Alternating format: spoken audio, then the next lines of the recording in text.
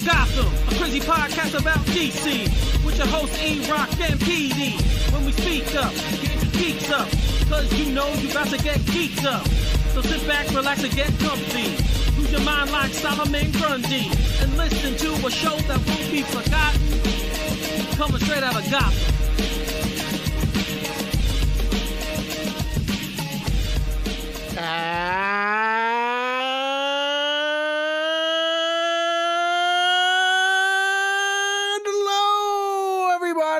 Central City, welcome to another episode of Straight Outta Gotham, episode 35. We are a fandom pop culture podcast and a proud member of the Batman Podcast Network, hosted by Batman on Film.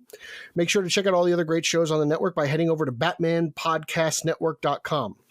I'm your co-host from the home state of Dicky Moltisanti and senior contributor to Batman on Film. I'm Peter Amvera, and today we're recording on March 13th, 2021. And as always, we have a great show for you today. But before we get into the good stuff, I would like to remind you, all of our faithful listeners, that if you take the time to rate and review our show on iTunes and Apple Podcasts, and we read your review on air, we will send you a special prize pack. And today we actually have a winner for you, so we will announce that at some point in the show. Now, let me introduce you to my partner, the man who won the best impression at 2007's Francesicon, a fellow Batman on Film contributor. Ladies and gentlemen, Mr. Eric Holzman. Thank you very much. Thank you very much, Pete. How are you, man? I'm good. Was that a little bit of your Francesa impression? No, I have to do it back after this, I guess. That would be the best Francesa impression. But that was a long time ago, and I was drunk. It's a long story. You were drunk, Francesa? That's interesting. I was just, someone just put me, Francesicon was happening, and they were like, oh, do it, whatever. And I hadn't listened. It's weird. I hadn't listened to that show in a long time going into that because I had started to veer away from Mike and the Mad Dog. And then when, but Chris left after that. But still, I had started to veer away from them anyway. So it was weird just having that opportunity. And I don't know. I was just on that day. Okay, fair enough. I was just on, and I've been here 20 years. Yeah. Yolan Santana. One of the best pitches Mets history. Not Tom Seaver, but, he's pretty good. Oh, the whole Jabba Chamberlain rants. Remember the Jabba Chamberlain rants? Jabba's not a starting pitcher. It wasn't. No, it was Andy Pettit's not a relief pitcher. Something like that. Oh, Jabba Chamberlain rants, yeah. Oh, the good old days. That dude, hopefully man. Baseball season's good this year. Oh, the Yankees won today. I watched some of the game. I got some of the alerts, so that's good. Yeah. They're having a good spring. And Kluber looks pretty good. So yeah, Slider looked good. I saw some clips. Not bad. That's a good thing. See, once again, we're giving people sports, giving them everything. Let's get back into it. First, let's give our contest winner a shout out because he deserves it. 5-star review from Big Jimbo 316. Great comic coverage. I'm new to this podcast, and so far I'm really loving it. Great coverage and depth. I look forward to listening to the future shows. Keep up the great work. So someone's basically telling Eric Holzman he's got to read more comic books. I don't write the reviews. I just read them. So, the fans have spoken. They want more comic book talk on the show. Ryan Lauer, thank you. Well, we are talking some comics today because we're going to be talking James Tynion's Joker at some point. So yes. Slowly but surely, we're turning Eric into a reader. He's going to put down Moby Dick, and he's going to pick up Joker. So, yeah. Like I said, we were talking before. I said I know issue 1 is out, but I have not read it yet, Pete. I told you that. So, which is funny because Eric was more excited for this book than I was. I was. It's in my queue. It's sitting there. I have it. I just last couple of days have been busy for me. So I really need to just get a time where I take no excuses playing a champion. Exactly. Like I take a half hour out of the day and I just read a couple of things, a couple of books, and then move on. So I might have read some other titles too, but I'm going to save that for a future time. Oh, okay. Guys. See, he's working. It's working, guys. We're getting Eric to read comics. So I'll save that for a future time. All right. The winner. I read it already. Yeah. Big Jimbo. Do you want to tell him what he's won? Do you want to tell him what he's won? It's on Twitter. He's won what's it called? I forgot the hell the name of it is. It's a 3-part Joker story, a Black Label story. Okay. I forgot what it was called. Hold on, let me pull it up on Twitter. And some swag, I'm sure. There's some swag. He'll get some buttons. He'll get some stickers. A lot of good stuff. But he run that. I can't remember. Oh, it's dug deep. But you want a 3-part story. It was just released recently. I forget what it was, but I enjoyed it. So it's a good book, and you'll get some cool variant covers, and Yeah, speaking of stuff. swag, Thanks, guys, we have a TeePublic page out there now. We're probably going to talk about this at the end of the show too, but since we were talking about swag, I just figured I'd put it out there that we have stuff up on TeePublic for Straight Outta Gotham. So if you guys want shirts, mugs, even masks, they have masks. hoodies, stuff like that, all good stuff. You can get notebooks. You can even get pillows. Yep. So if you guys here it is, Joker Killer Smile. It's a 3-part story. That's what the name of the book is. So all right. So it's a heavy Joker week. Big right? Jim was his name? Big Jimbo 316. Big Jimbo. He's our February winner. Big Jimbo, thank you for following us. I hope you continue to do so. Yeah. And if you have any comments, or anyone has any comments or ideas that you want to throw our way about the show, hit us up. Yeah, just hit us up on Twitter, on Instagram, on Facebook. Let us know. And this way we can mail you out your prize. You can email us at straightogpodcast@gmail.com. And you have 30 days from March 7th to claim, because we announced it on March 7th on the internet. So yes, it's only been a week, so you got some time, more than enough time. Yes. So really quickly, I want to send a thank you to the Vigilante 1939 for hosting the Zack Snyder's Justice League tailgate that we both were on. It was a fun time. It's something that it's kind of a fun time right now for us with that coming up as well. We all have different opinions on it, and it's fun to get to talk to people who are more excited for it than we are, and just to see how everyone else feels. So it was really fun. It was on last night on YouTube. If you guys want to check that out, go to their YouTube page and you can watch the replay of it. It was a good time, good conversation. And it's coming up, Pete. It's 5 days away now? I'm excited. We're finally going to see what all the hype is about. I can't wait to compare the two movies. I'm excited. It's an interesting thing. I can't ever think of anything that's ever happened like this before. This is different than even Donner and Lester. It's different than all the cuts of Blade Runner. It's different than all those director's cuts of all those other movies. So it's an interesting scenario. Hopefully nothing like this ever happens again, because I just don't want to deal with it. But, I'm excited to see it. I'm excited to see what the sequel to BVS is like. Justice League felt like almost like Justice League 2017 kind of felt like a standalone movie from like the early 2000s, right? Yep. No, you're right. I mean, that movie obviously was very loosely connected to the first two films, Man of Steel and BVS. So the fact that we are getting it, that's the only thing that I'm looking forward to. Okay, like you said, how much is it a sequel on what we were going to get? So. Yep. So again, that's coming up, I think Thursday, March 18th. So I will might probably be able to talk to you about it pretty early that day, because I'm off from work. So yeah, and our plan is to have I don't know if we're going to do Iceberg Lounge or SOG tonight. I think it's Iceberg Lounge, because we're going to get all together and probably get a little tipsy. But we're going to have a show on the 19th. That Friday, and we'll have a big roundtable discussion about the movie. I'm sure Zeddy's going to love it. I think Nico will love it, and all those guys. Daddy Bats is going to. I'm sure that group of guys is going to love it, and me and Eric we don't know yet. I don't honestly, know yet. I can't tell you if I'm going to like it or not. But right. I mean, obviously, we haven't been as I don't want to say supportive. What's the right term? We haven't been waving the pom poms for it, I guess is the way. I just moved on. Right, I moved on from that iteration. Yeah, we're kind of in a different space already from that. I'm like, I see the Batman, and that's my focus right now. My focus is the Batman. While Batman's in this, I'll take another Batman movie, but I'm not like dying for it.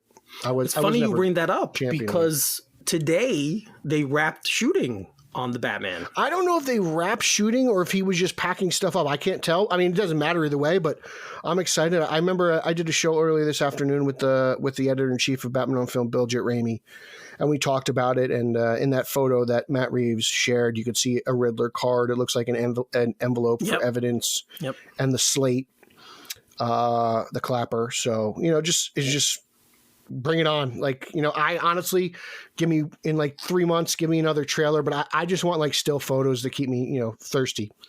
I want like some Oswald. when you see, right. So now we know if it did completely wrap, we now know that all the footage is there. So we should start to see more, hopefully start to see more things come out about it. The thing I actually want the most, there's 2 things I really want. And I mentioned this with Bill earlier, is John Turturro's Falcon. I'd love to see an image of him. Yeah. And while we've heard Andy Serkis as Alfred, we've never seen Andy Serkis as Alfred. So I'm hoping he has a mustache, as the proper English gentleman that he usually is. And that's what I'm dying for. And those are the 2 things I kind of want the most. But I mean, I don't want it to be like BVS where they gave us trailers, an enormous amount of trailers. I felt like there were certain things in BVS that should have been saved for the movie, Doomsday being the big one. Well, we're kind of in a different space now with trailers even. Like, I feel like we don't get them until really close to the movie. Yeah, with this whole day and date thing that AT&T it has done with HBO Max. The first trailer we got for Kong vs. Godzilla, was about a month out. Was it January, late January? Whenever the last Snyder Cut trailer dropped, I thought they dropped it around that time. Right. So within a couple days of each other. So, and that's coming out too, right? That comes out the week after. Yeah. So and another topic we'll talk about, Falcon and Winter Soldier drops on the 19th, which we may not get. We probably won't be able to watch because we'll be doing our show. Sadly enough, we didn't plan this out properly, but we'll get to you, Bucky and Sam. Yeah, I mean, they released. I mean, we're going to talk about it, so I guess we'll just swing into that then, since that's where we're at right now. Yeah, let's go. But yeah, that we got a little clip earlier in the week, or it might have even been yesterday, where I think there was a scene between Bucky and Sam, right? And they're in like an airplane hangar or whatever, and they have kind of a comedic scene. I did too. I thought it was very well done. It's kind of setting the tone. It's like we've talked about this before. It seemed like a buddy cop show type of deal. What did he call the big 3 androids, aliens, and what was it, wizards or something like that? What that what it was called? Yes. Yeah. Yeah. So I thought it was funny, and I'm one who attacks the MCU for their bad humor. I thought that was actually just genuine. It's kind of like Bucky is kind of almost embraced that. I understood that reference, Captain America type role where he's like, how do you know about Gandalf? And then Bucky's like, well, I remember the first Gandalf book from like 1857. You know what I'm saying? Yeah. Like, Bucky's that old man who's been going back and probably watching Netflix and reading his Kindle. So, I thought it was cool, and I thought it was a cute little moment. So I know some people didn't think it was funny, but I was like, this is the stuff.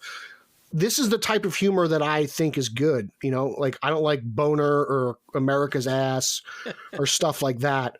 Or just bad bobblehead banner. That stuff's not cool to me. But the way you do humor like this, I thought this was well written. Yeah, that one clip, like I said, it kind of, if that's what they're giving us to tell us what the show's going to be about, then that's actually it was very, very funny for me. Like, I thought it was very good. Yeah, it definitely brought up memories of stuff like Lethal Weapon and movies I've seen we have these buddy cop movies before. So that one clip is a really good insight into what we're going to get. So I enjoyed it as well. But there was an article in Variety where they sat down with Kevin Feige asking him about Anthony Mackie, the actor, and what's coming up for him in the future. So, Pete, really quick, highlights from the article from you.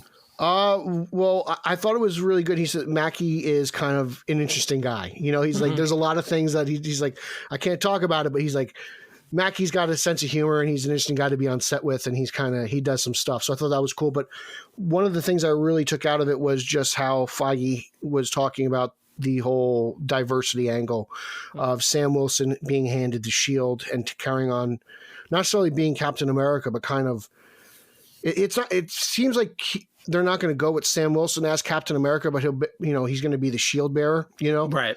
He'll kind of just do things in honor of Captain America, but he mentioned it because, he's not a king like T'Challa. He's not like the son of a god like Thor. Right. He's the everyman, and he takes that responsibility very seriously. And to see, an African-American just have this sort of stature within the MCU, it's an important thing. And I agree with him. That's what I love about Sam Wilson, at least the Captain American sector of the MCU. It just seems to be, guys just doing the right thing, just trying the hardest, doing the best they can. And that's what you love about Captain America. And, and that's why him and Sam get along so well, because they're kind of cut from the same cloth, They're just guys who are just trying to be do the right thing to help out the people around them. And that's why I love Falcon. He's always been one of my favorite characters in Marvel in general. Yeah, I mean, they're both soldiers. They both deal with PTSD. Like they have very similar experiences, except that Captain America became a super soldier and and Sam did not. So that's the one difference that they had between their relationship. But I thought it was there was a part of the interview where Feige talks about shooting a scene in Endgame, the scene in Endgame where Sam goes to Steve, where he sees Steve sitting on the bench, and how they kind of change, him and Sebastian Stan both kind of changed that. And the way it turned out, they were supposed to both walk all the way together, but it just turned out that Sam wound up being the one that obviously goes all the way to the one we saw, the shot that we got in the film. So I thought that was cool too, how they that choice was kind of shown there, and that's how the direction they went at that point. And how, they're very obviously, as actors, they're very involved in what the story that's being told, and that they care about it to the point they know how delicate the information is. So you're right. Most of the article talks about their the diversity angle, which, as we've seen, as we know, we're getting She-Hulk, right? And then you have Ms. Marvel, who's a Muslim, and we have all these different characters coming, and how they're really focused, how Disney and Marvel's really focused on going in that direction. And they talk more about what we're going to learn about Sam, right? Yeah, I'm excited to see Sam progress. And like I said, just him honoring what Captain America meant and how he can go forward and kind of represent what that, it's weird because Captain America doesn't necessarily it's not the logo, it's the shield, if it was someone like Superman or Batman, it's that logo that they would represent. But for Captain America, it's physically the shield, and Sam carrying that means a whole lot. Right. And it sounds like we're going to get insight into his backstory. Yeah. Development of how he got to be the point where he's at. I mean, we got a little bit of it in Winter Soldier, but not much. And it makes it seem like the series, like you said, will delve more into that, because we know a lot about Bucky. Right. Bucky was in Captain America: First Avenger. He was, he was in Winter Soldier, right? The movie's named after him. He's a big part of Civil War. Bucky's been there through the whole thing. And so we know a lot about Bucky, and we don't know too much about Sam other than present day. To learn Sam's backstory and to what makes him the worthy successor, that's important. Yeah, so this does seem to be more. It's called Falcon and Winter Soldier, but it seems like they're going to be focusing more, at least in the early part. They might just be focusing more on the Sam Wilson character. So, and like we said, they should, because we don't know much about his past. So, well, because Bucky's still he's got to earn his respect back, right? I feel like not everyone in that universe 100% totally trusts Bucky, right? Sam doesn't even really totally trust Bucky, right? So I feel like Sam is definitely the way to go and lead. And I love Mackie. I think he's very charismatic. Every time he's on screen, even on your left, how great are those scenes when he's first introduced in those movies? Mackie's arguably just he's probably, and I mean, I like I said earlier, I favor the Captain America stuff in the MCU. So Mackie might be my second favorite character in the MCU. Just his Sam Wilson. Yeah, he's extremely charismatic, and he's great in Ant-Man when he appears in Ant-Man. That's one of my favorite scenes. I was just about to bring that up. He was excellent in Ant-Man with that little bit of work he had to do, and he's been and he's kind of the most positive one of the team. He's always the one that kind of is all right, we have to move on. All right, we have to do. You could see the influence of Cap in him 100%. Yeah, so I love this casting when it obviously first happened back. I've been a big fan of Anthony Mackie's for a long time. Yeah.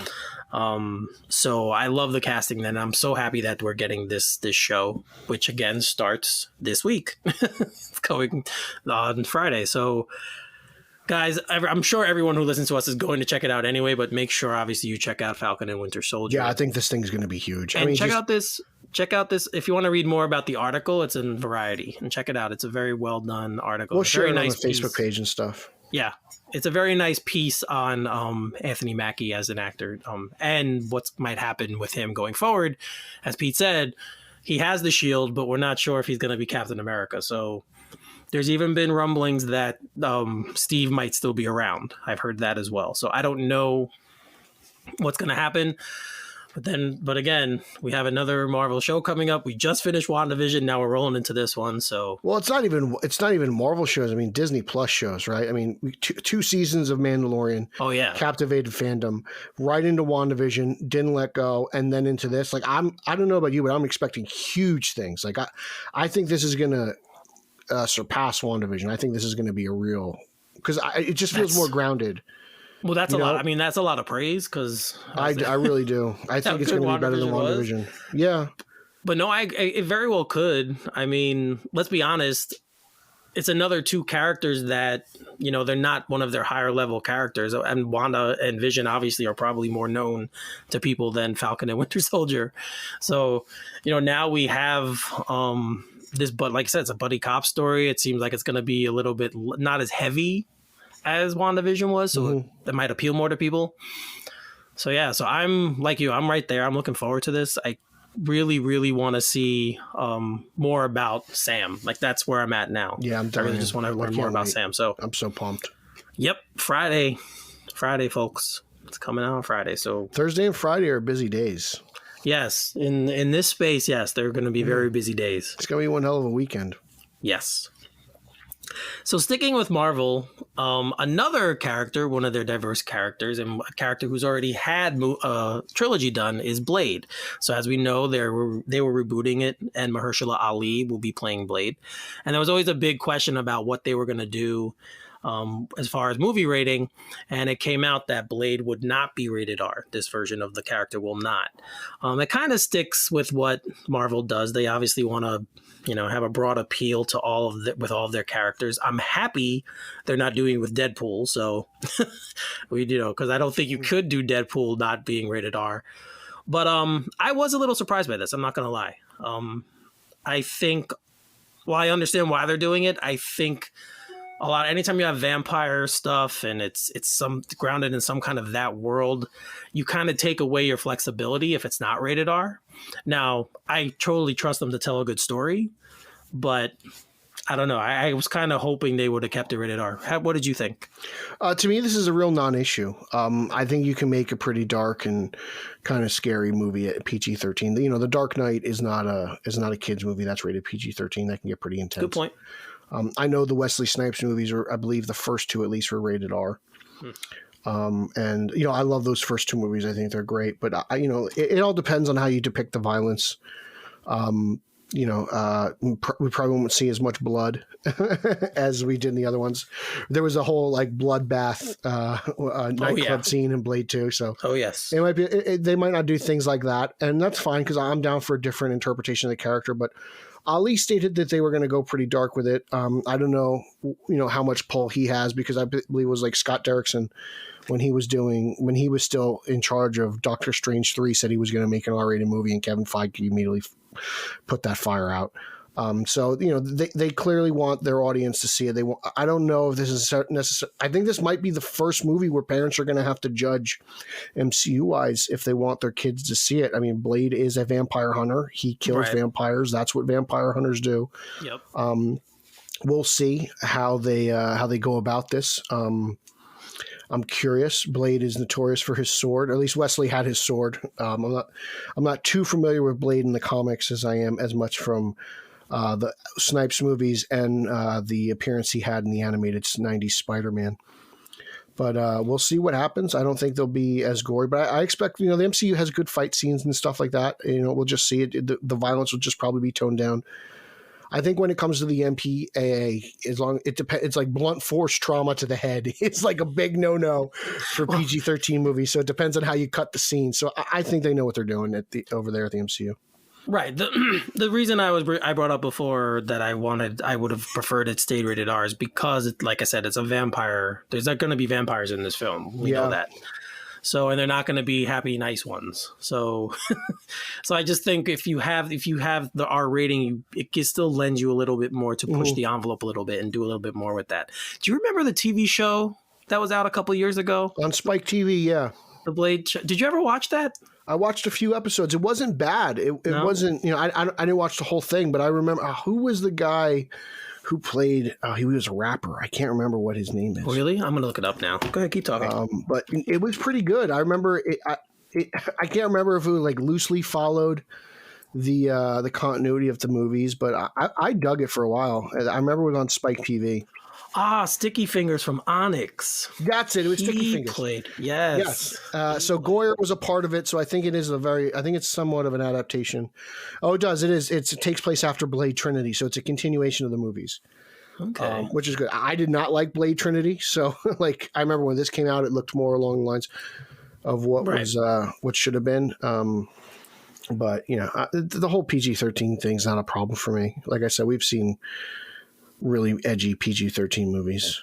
Yeah, I mean, it's not a problem. It's not like it's not rated R, so I'm not going to see it. I mean, obviously, remember Zack Snyder's Justice League being rated R created a big stir amongst the parental community. So, amongst but then other again, things. like I don't know how many parents are taking their kids to see Blade films. I think at some point parents have to be parents, and just because the Marvel logo's on there, you're going to have to judge it for yourself. Yeah, you should know your children. You should know what your children can handle. Yeah. I'm pretty sure a friend of ours who hates blood and gore, Garrett Grev, as everyone knows, I'm pretty sure he's happy it's not rated R. I don't know if he would take his kids to see this. It's just no, he would never take his kids to see it. But I'm just saying, Garrett himself he's not a fan of blood. So interesting. All right. So I'm pretty sure he would. He's not crying that this was a PG-13. So moving right along.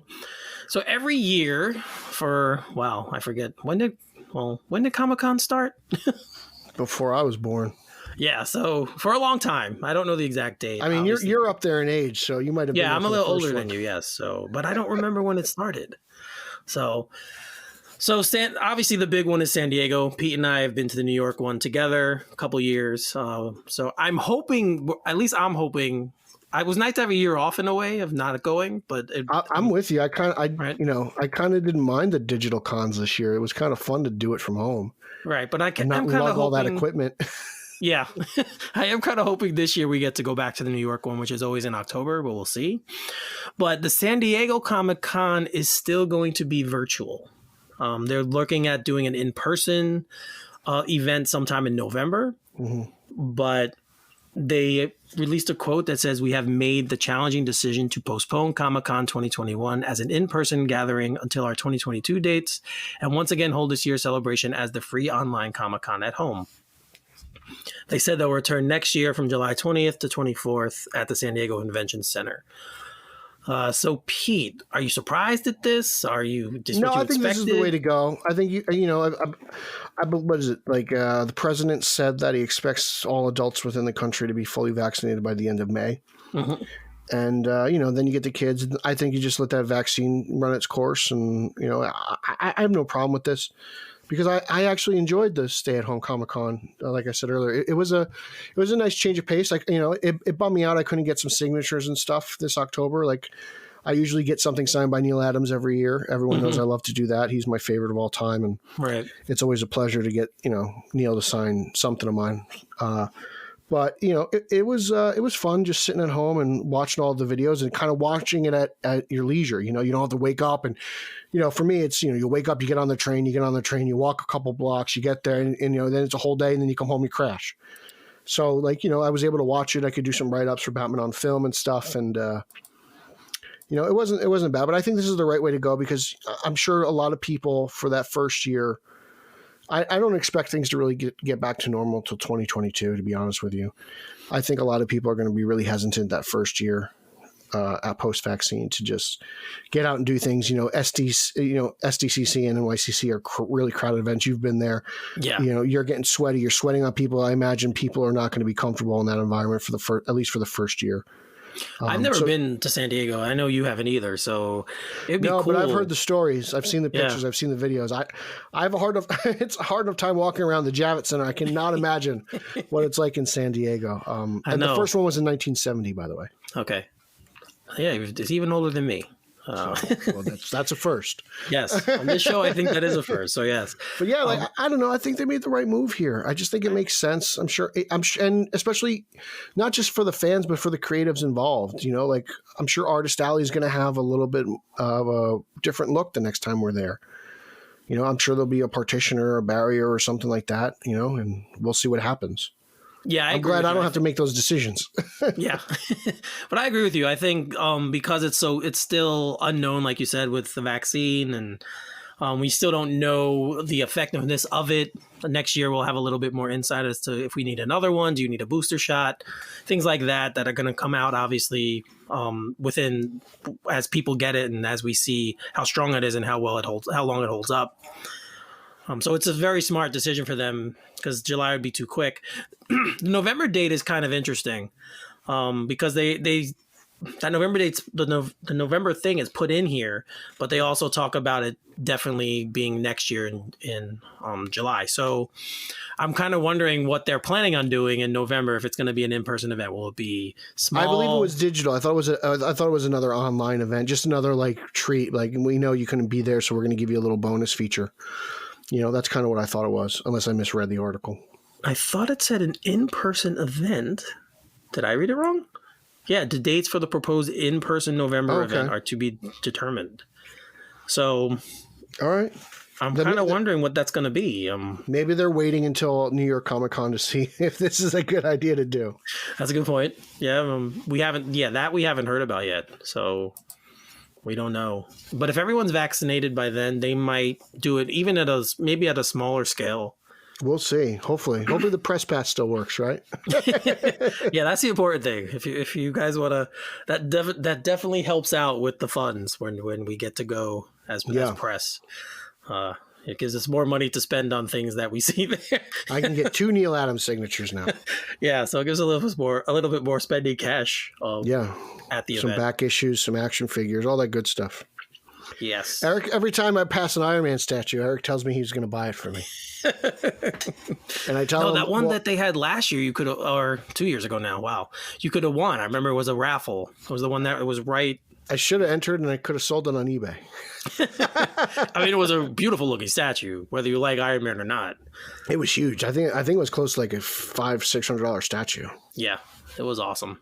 It was a pretty big piece. Yeah, that's the kind of the stuff I miss, seeing those things. And yeah, no, definitely. I remember one of the display. Not to go off again, we're tangenting here, but not. I remember one of the things they had when I walked in was this Japanese version of the Star Wars figures, and they had Darth Vader in a samurai costume, and that's pretty dope. Yeah, like that was pretty cool to see. But again, you only get to see those things at cons, so that's why I'm kind of hoping that. The New York one is open again this year, even if it's downsized, that they have people back and it's not. It digital. Probably would be like the best case scenario considering how crowded it gets on, Friday? Friday and Saturday. Friday and Saturday are big days, you know. Yep. Thursday's my favorite day. Sunday's not a bad day, but Friday and Saturday, it's like, man, why am I here? Yep.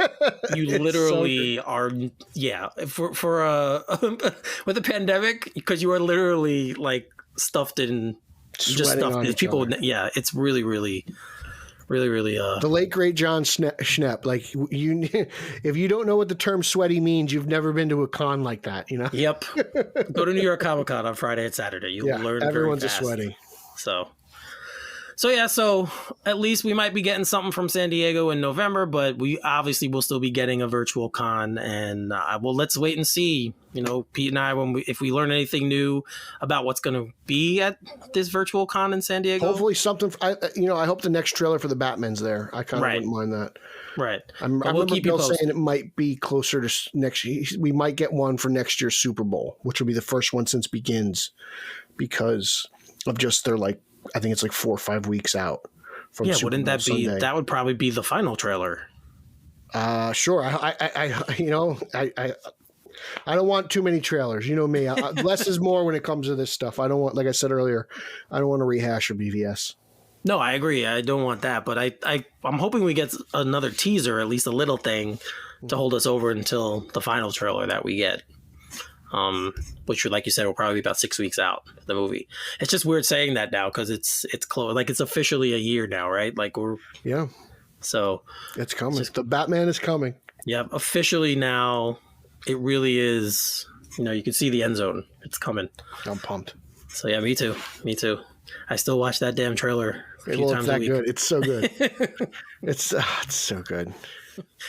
All right, so switching gears a little bit, but staying in the Disney area. Obi-Wan Kenobi, as we all know, there's a standalone Obi-Wan Kenobi series coming out. We know that obviously Ewan McGregor will be returning to play Obi-Wan, and we know that Hayden Christensen will be returning to play everyone's favorite Darth Vader. Well, they added another cast member, and people who have watched Game of Thrones, people who used to watch the show Rome on HBO, Indira Varma, she was cast in an unnamed role. We don't know who she's going to be yet, but she's like I said, she's been on Rome. She was in Game of Thrones. I got to rewatch Rome. I don't remember what she played, what her role was. I remember watching that show back in the day. She played the wife of Kevin McKidd's character, who I can't remember his name, but yes, she played his wife. And then, well, I'm not going to tell you. If you don't remember, I'm not going to tell you, but she was in that. Don't tell me, because it's probably my next binge watch. Okay. It's an excellent, excellent show. Yes, it is. So, yeah, but she was on the show called Carnival Row, which I've never seen. And then most recently she was on ABC's For Life. I haven't seen that either. So they're filling out the cast now, which is cool. At least for fans of Star Wars. Me. More than Pete, obviously. This is Eric's segment. We're finally talking some Star Wars on the show, kids. Yeah, not something that I just threw in on Star Wars. This is actually something we planned. Yeah, and so like you're the big Star Wars guru around these parts. Like, what do you think? Do you have any idea who she could be in Star Wars lore? I'm not sure because I don't know where if they're pulling anything from. This is supposed to take place between Sith and New Hope. Yeah. Okay. I know it's a miniseries. I'm not sure if it's 4 or 6 episodes. I think it's 6. I don't know honestly because she's. I don't know where they're pulling information from, so I really can't even take a guess. She might be his love interest who was on Mandalore. I can't remember her name. What I found interesting in this article is they mentioned that Christensen was playing Darth Vader. Does that mean he's going to voice Darth Vader? No, I'm hoping he's in costume. Yeah, but like, isn't that kind of like... James Earl Jones? Yeah, isn't that kind of a dud role if James Earl Jones is going to do the voice? That's a good point. They might... It's very possible that he'll be playing him in some sort of flashback form. Okay. It's very possible. Because when I finally caught up on Sith, the part that was like, oh no, James Earl Jones is back, baby. Like, that really got me excited. Okay, that's her name. It's Satine she's actually Bo-Katan, who was in Mandalorian. You watched The Mandalorian, so you know. I have not, actually. Oh, you haven't? I thought you did. No, but don't go spoiler. No, these are just names of characters. Bo-Katan is part of lives on Mandalore. She's a Mandalorian as well, and her mother is Satine. I think it's her mother. Might be her sister. Is Satine, and Satine was Obi-Wan's love interest in the Clone Wars. Okay, so it's possible maybe they're casting her to play Satine. I don't know. That's the only one that comes to mind right away that I can think of. But I'm excited because, again, I've been waiting for this. A lot of Star Wars fans, when they kept throwing around years ago, when they were throwing around, which movies do you want? Which characters? Obi-Wan was always at the top of the list. Yeah. And they never... Especially with McGregor. Yep. And they never went... Like, it never got too far as a movie. So when this was obviously planned as a show, I'm really, really looking forward to this. So more casting, fine. Give me more people. Flesh out the story for me a little more. Get my mind running. Because I am, like I said, The Mandalorian is so great, and we're getting so much content from Star Wars that I'm really, really looking forward to this. And she's a very good actress. Obviously, she's been in things I've seen and I've liked her in, so it can only add to the show wherever they're going with it. So yeah, I got to catch up on Mandalorian. You really should. Especially since you've seen all the films now. You should. I have. I've seen them all. Them all. And I don't know how Rick Shue defends episode 2. I can say that with confidence now. Like, dude, I don't know. That thing was boring as all hell. So bad. Bad. I don't think it was bad. I just thought it was boring. Just long and boring. It's bad. I'm finally happy that I got to hear him talk about the sand. I heard that sand line on. Yep. It's coarse and it gets everywhere. Yeah. Yeah. I was like, I kind of get you, dude. Have you ever been to Belmar? Oh God, that whole love story was so bad. Man. I liked it. I did. I was like, I felt bad when she passed at the end of the third movie. Well, yes, you feel bad, but that in that film, in 2, when they start the love story and the courtship, and it's just so bad. Like, it's the most integral part of the entire saga, because she's the mother of Luke and Leia, and it's so bad. Oh God, I'm not gonna go there. I still like the episode 1 the most of those 3. Even more than Sith? Yes, I did. I thought it was way more fun. I enjoyed the hell out of that movie. Not many people say that, so that's a hot take, Pete. Most people will say Sith is by far and away the best of those 3. Yeah, well, also, like, I also don't hate Last Jedi, and I liked Rise of Skywalker, so what the hell do I know? So, yeah, like, I'm with you there, too. I'm not a real Star Wars fan. I am, and I do that, so I'm kind of the outlier when it comes to that. I like both of those movies. So, but see, guys, if we ever do a Star Wars show, this is the stuff. This is the way we're going to go with it. Well, they just got to, if they release any damn news, we can talk about it. This is like the first thing. We've only really mentioned it twice on the show, and one of the times was with Nico. Yep. Yeah. And I wasn't even here that day. No, you weren't. You were MIA. Yeah, but Nico and I have been talking for a while about doing a Star Wars segment.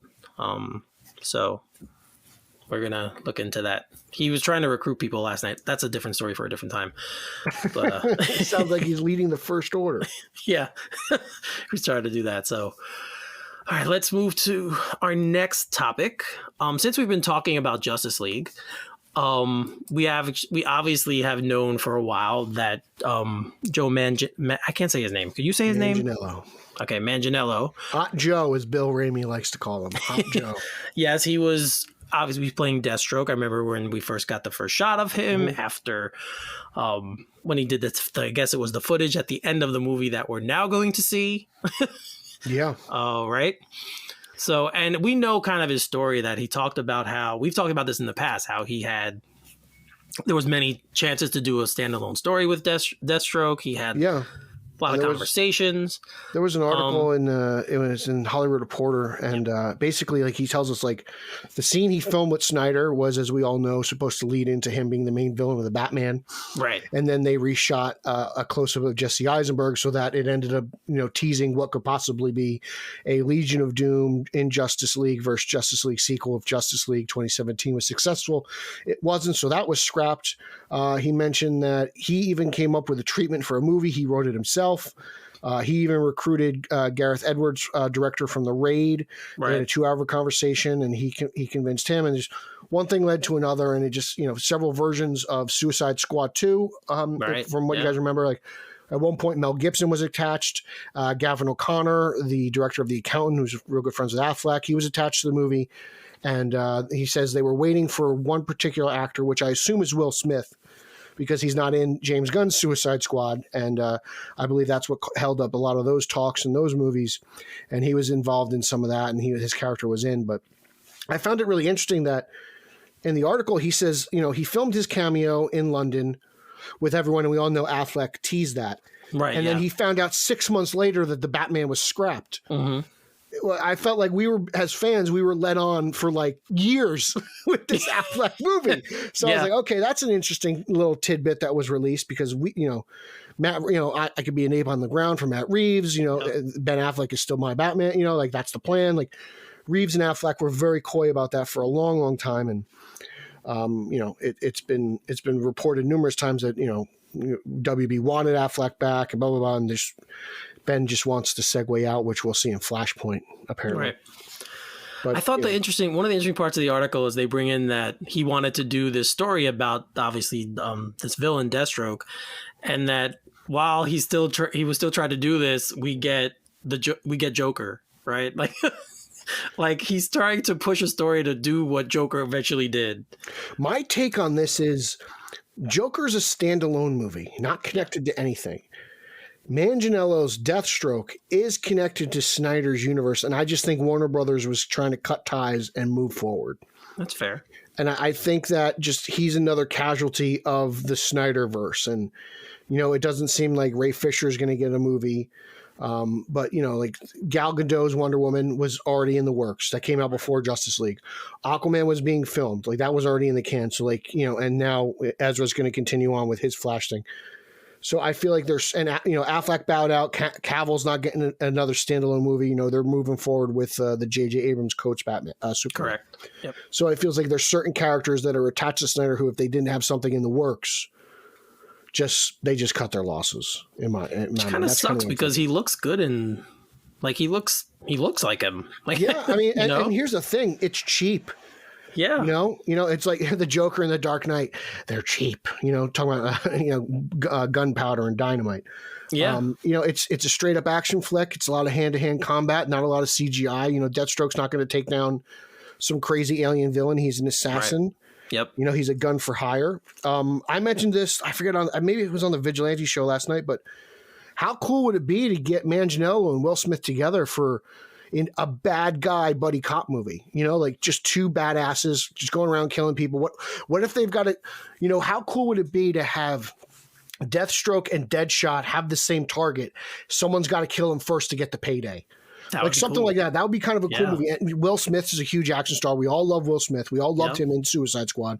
As crazy as that movie is, I know you're not a big fan of that movie, but Will Smith is, I thought you said you soured on it. No.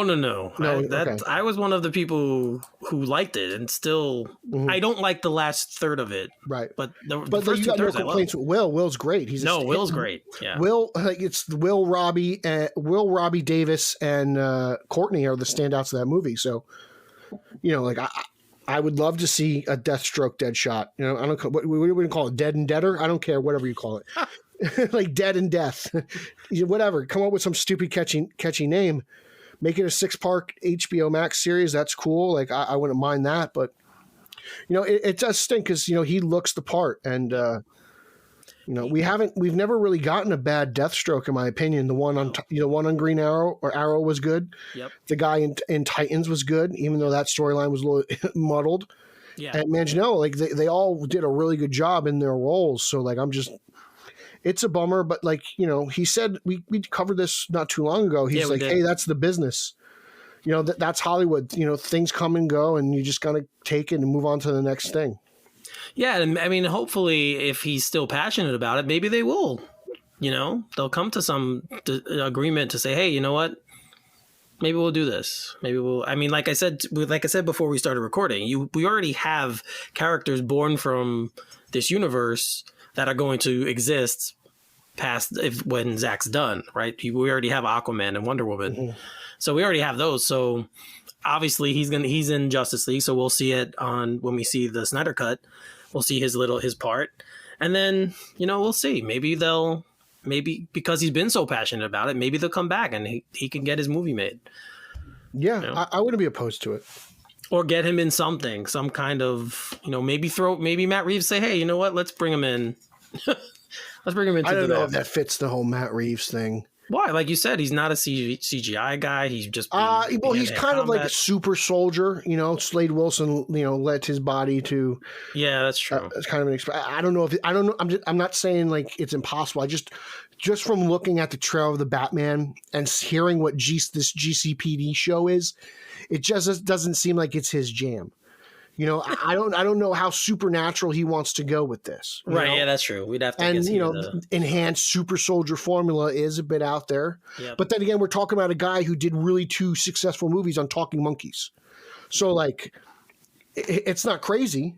But right. I just from what I've seen, it doesn't seem like it would be. And that wouldn't be too fantastical, right? Like what, talking monkeys? No, no, a super soldier like. That's not super fantastical where you have like, oh no, it's definitely lower on the hierarchy of super insane comic book totem things, you know? Right. So that's what I'm saying. It's something that, yeah, it'd be a little bit of a stretch maybe to put in some kind of grounded, realistic world. But I think Deathstroke's a big enough character to carry his own. Like, I don't think he needs to come off and be a villain of a Batman movie. No, you're right. You're right. I think it would be cool. Just recently watched that Deathstroke, like Knights and Dragons or whatever, is that animated movie? Yeah, that was pretty good. And that's a really good just family story, and it hits heavy, and you could do something like that, definitely, with some sort of terrorist organization, and he's a one-man army, just goes out and he just kills them all. Like, I'd be down for that. Yes. I think, yeah, I'd be down for it too. Like I said, whenever someone has passion for a project, and it seems like he does, usually it comes out pretty well. Yeah. So I would definitely be down for that. But it was interesting to read again because, like I said, we had heard a lot about these stories before, but it was interesting to read again, and it was a little bit more in depth this time. Like he gave a little bit more to the story of how everything broke down. Yeah. So, but yeah, guys, if you want to read that, it's a THR article, so check it out. It's a pretty good read, especially if you're a fan of Deathstroke. It's a pretty good read. So, we got a fan film, Pete, that you turned me on to. A Batman one, which yes, you did. It was you put it when you said the rundown. You're like, Eric, watch this, and I did, and I have to say, I enjoyed it. It's cool to see fan movies and this is up in the higher end of fan movies. Like, right, there's a lot of CGI, and it looks cool. Like it almost felt very Snydery to me. Because you could tell their actors are in front of green screens, right? Yes, and the backdrops and everything. And some notable actors. You had Doug Jones, we all know and love, great character actor, the skinny clown in Batman Returns. Yep. And Mr. Michael Madsen. That's a pretty big name for a fan film, so I was really impressed. And also, the Batsuit was developed and created by the great Sean Reeves of Reeves Effects. Yep. So, that's cool. Reeves follows the show, so shout out to you. This Batsuit looked great. Sean, well done. It looked absolutely beautiful. Very well done. And I got to say, I was a big fan of Kevin Porter's Batman. Yeah, it was cool. The logo's different. I'm sure that's a trademark thing. I don't think they can actually use the regular Batman, but I thought it was really creative. I thought whoever created, I don't think Sean created the logo. I'm looking at the credits right now, but I liked it. What did you think of the fan film overall? It's got some rough. First of all, what's the name of it? We got to say it is. Yes, Dying is Easy. That is the name. Batman. Directed Dying by is Easy. Aaron and Sean Schenke. Schoenke? Sure. Schenke? Yeah. I'm sorry I butchered your name, but I enjoyed your fan film, so I hope that makes up for it.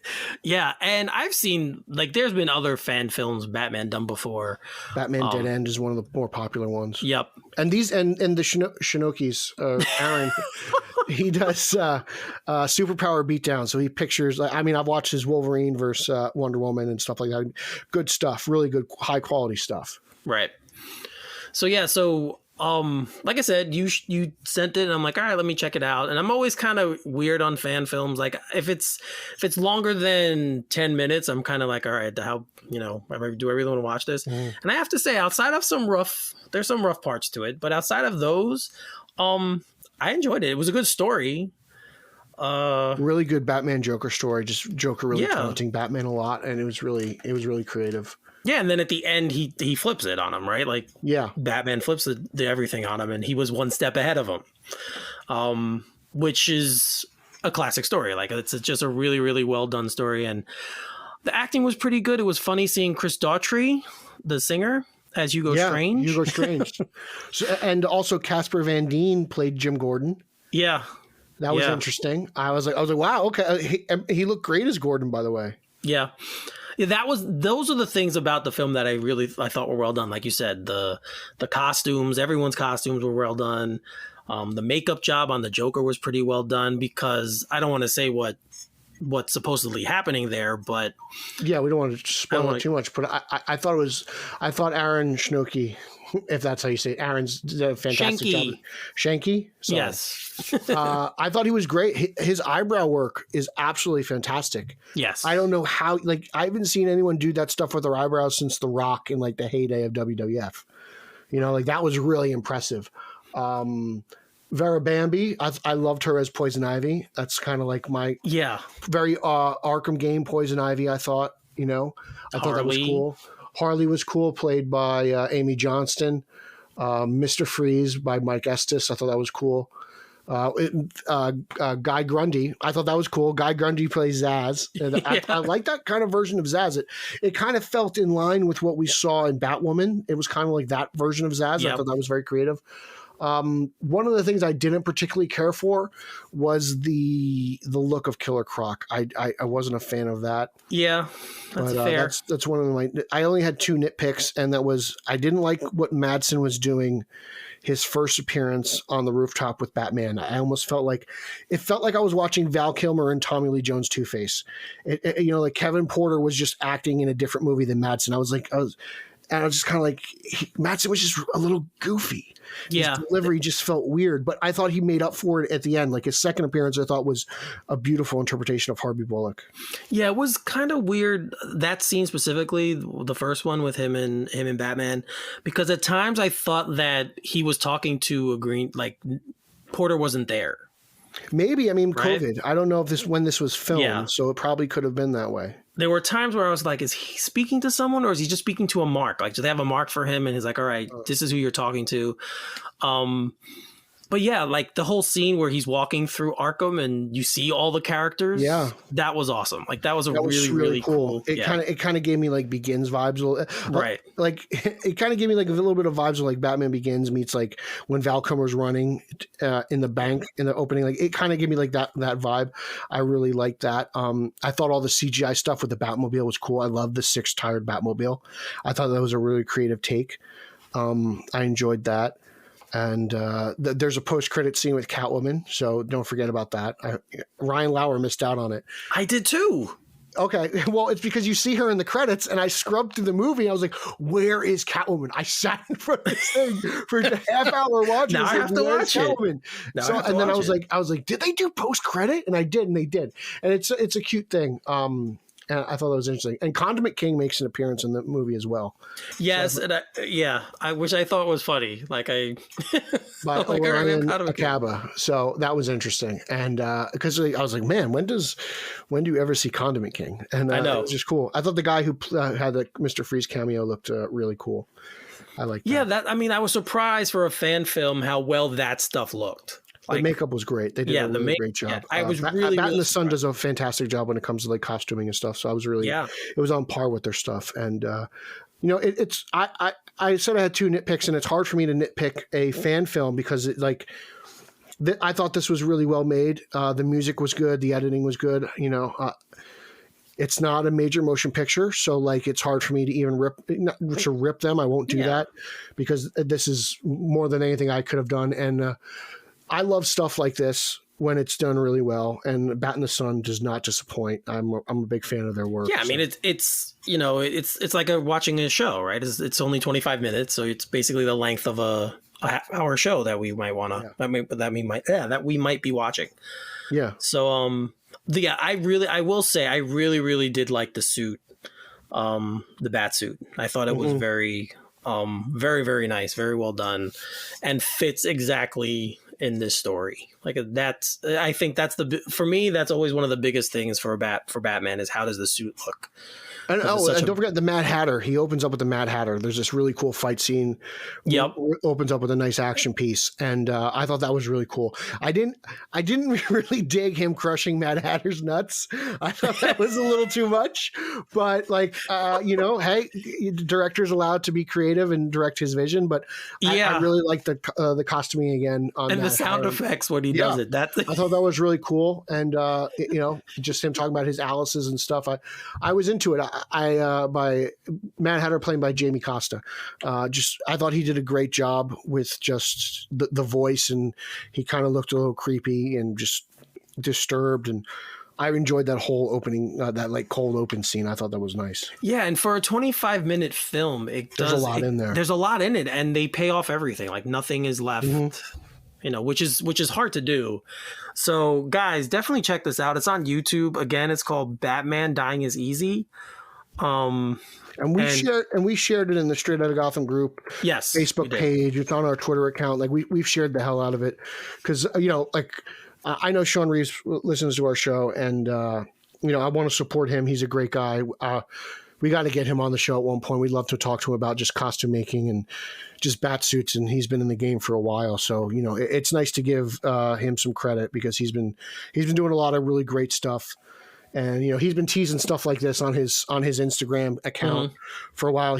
Right now he's doing a John Wesley Shipp Flash costume, and he just, oh, nice. Yeah. Oh, his Instagram, Reeves Effects, is just really just top quality stuff. So please check that out. Give him a bunch of likes. He deserves it. He's one of the good ones out there. Yeah, Sean, like I said, the suit in this is phenomenal. Yeah. So, no, he did a great job. Excellent job. All right. So we're going to close. Well, we got one more thing to talk about. Let's talk about the Joker book. Yes, that's what I was saying. Okay, I thought you were going to close the show. No. I was saying we're going to close with the Joker book. Wonderful. There is on what's the DC website actually. There's an article about Joker and there's an interview with Tynion, who obviously is writing it. But Pete, since you have already read it, first book, give us a quick rundown because I haven't yet. So to be brutally honest, it's something I wasn't expecting. It's not really a Joker story as much as it is a Jim Gordon story. Right. And basically, like, Jim Gordon's been retired post Joker War. He's not the commissioner. The mayor wants him back, blah, blah, blah. And so someone tries to hire Jim essentially as a hitman to take out the Joker. And so it's a really cool angle. And it's the first solo Joker series in, I think, 45 years or something like that. And the original Joker series, Volume 1, was written by the late, great Denny O'Neil, who openly admits it's not a good bunch of books because DC was trying to make him kind of like an anti-hero in the 70s, and he kind of couldn't really kill people, but he always had to get away, and it's just a convoluted mess. And I own it. I think it's 10 issues I own, or 11 issues I own, 10 of the 11.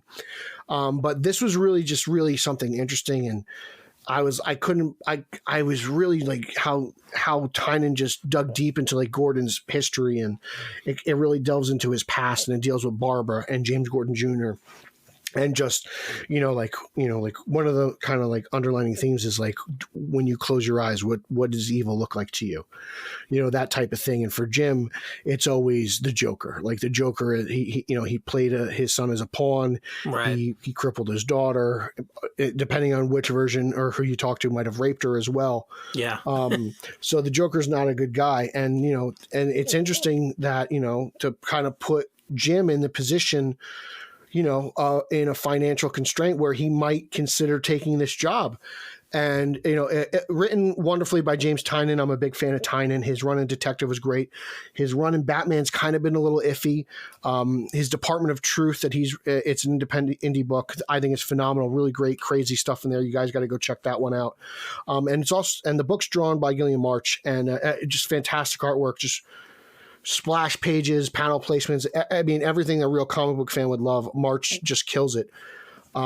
This is one hell of a book, man. I think so far this might be Tynion's best work that I've read of his. Yeah. Okay. I think this is shaping up to be something special DC wise. I'm really pumped for this. And post Joker War, I was, coming off of the Joker movie, 3 Jokers and Joker War, I was ready to give the Joker a break. But I remember you saying that. If this is, if this series continues this level of hype, I'm all for it, and I'm glad they didn't do that because this is really quality here. So where is Batman right now in the story? Do we know? Is there any hint to him? It's not. He's there. He's present. He's working with Jim to an extent. Like Jim's still getting fed information, because the mayor's trying to. The mayor doesn't want a new commissioner because Bullock resigned, and he's trying to get Jim as like an independent consultant. And Jim's like, no, I'm not doing that.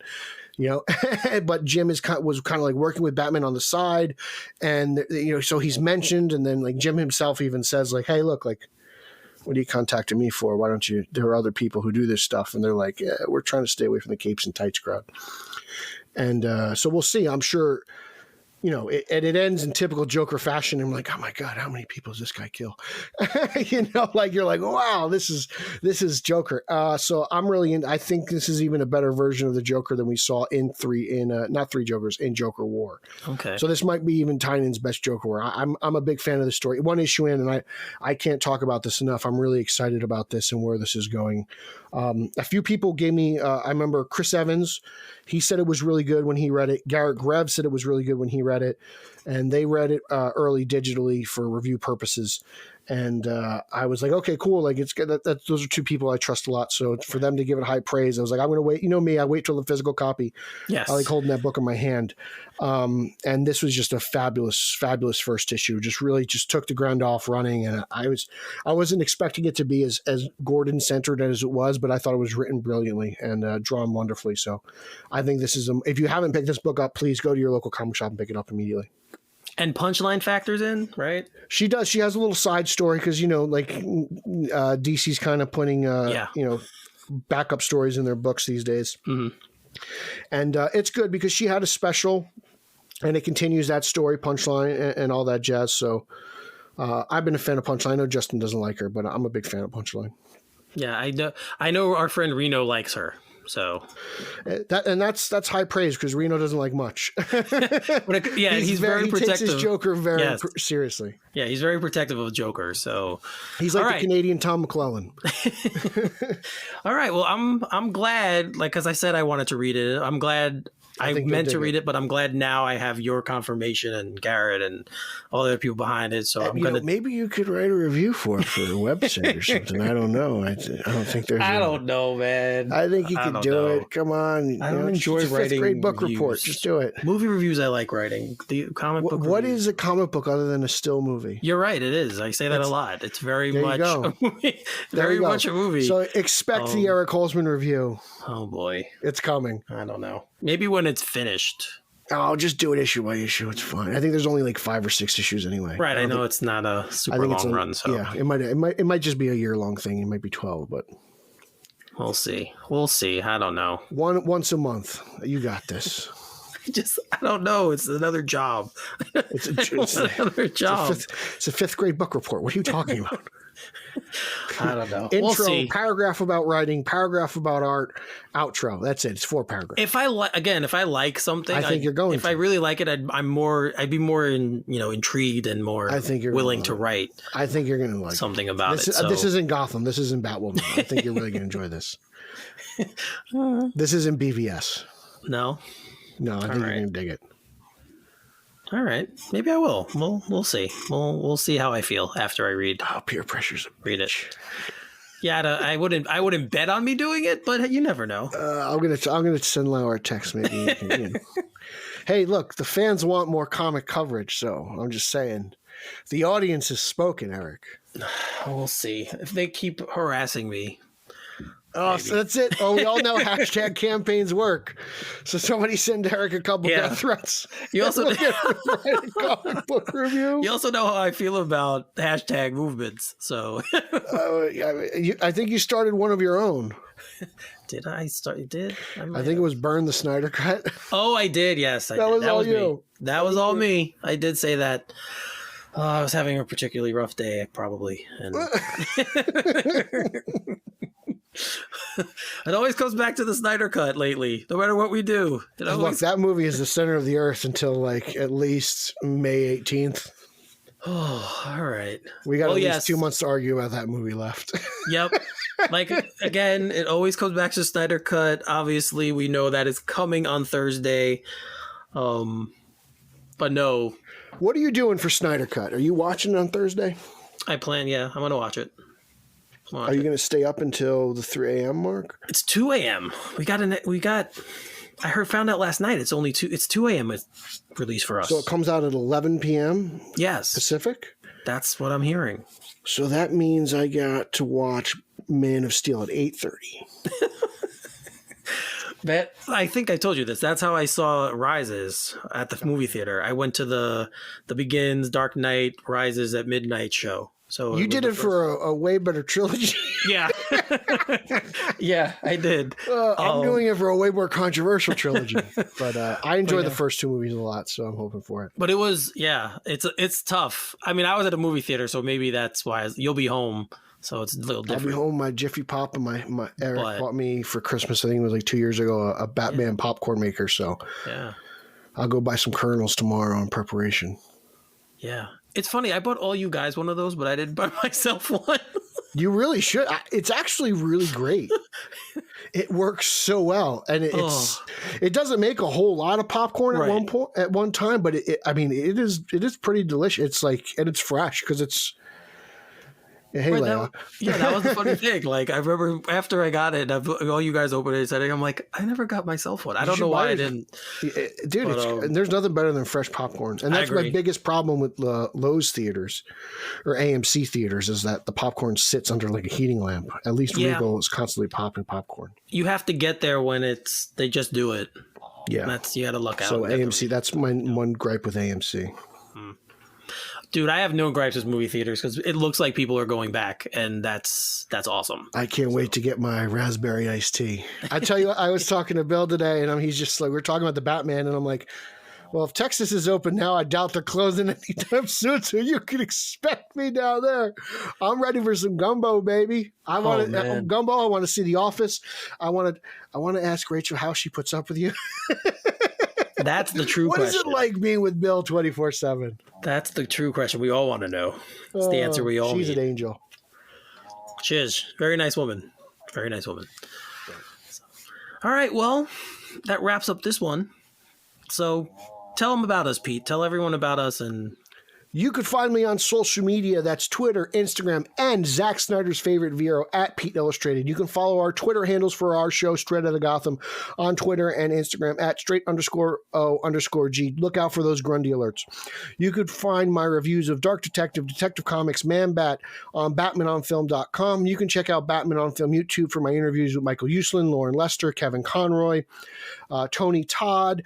What else? I have toy reviews for McFarlane Toys, for DCUC Toys, for Mattel Action Figures, and I even did a book end or two. And that's all I got. So please feel free to reach out to me. Let's talk. Let's have some fun. The Batman is coming. Zack Snyder's Justice League is only 5 days away as of this recording, and it is about to get crazy up in Twitter. Yeah, you could say that again. It's definitely Twitter will once again be on fire when this movie comes, when we finally get to see it on Thursday. But as Pete said, everything he said, obviously, guys, check him out, check all his stuff out. You can find us again on Facebook as well. Check out our Facebook page, our Facebook show page, and our Facebook group page. The group is invitation only, so if you want to be part of, just send us a request, and we'll let you guys in. Might ask a couple questions to check, make sure you're sane. I thought they could just join, and they have to answer questions. Yeah.